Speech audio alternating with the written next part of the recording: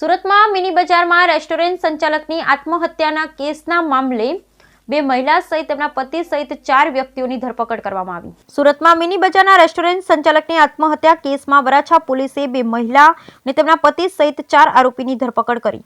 સુરતમાં મિની બજારમાં રેસ્ટોરન્ટ સંચાલકની આત્મહત્યાના કેસમાં વરાછા પોલીસે બે મહિલા અને તેમના પતિ સહિત 4 આરોપીની ધરપકડ કરી છે. પોલીસે બંને આરોપી સામે સરઘસ પણ કાઢ્યું હતું.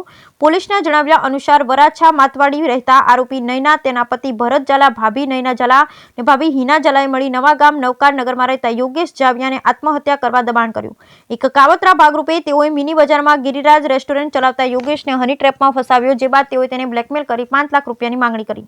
તેઓએ તેને કહ્યું કે જો તે પૈસા નહીં આપે તો તેની બદનામી કરશે, તમારી રેસ્ટોરન્ટમાં તોડફોડ કરશે. તેને સતત ત્રાસ આપવામાં આવતો, જેના કારણે યોગેશ 4 દિવસ પહેલા કામરેજ બ્રિજ પરથી તાપી નદીમાં ઝંપલાવી આપઘાત કર્યો. આત્મહત્યા કર્યા પહેલા એક વિડીયો રેકોર્ડ કર્યો, જેમાં તેણે તેના પગલા માટે 4 આરોપીઓને જવાબદાર ઠેરવ્યા હતા. વિડીયોમાં વરાછા પોલીસ પાસે ચારેય સામે કાર્યવાહીની માંગ કરવામાં આવી. વિડીયો સામે આવ્યા બાદ વરાછા પોલીસે શુક્રવાર મોડી રાત્રે યોગેશની પત્નીને નોંધાવેલી FIRના આધારે ચારેય વિરુદ્ધ ગુનો નોંધ્યો.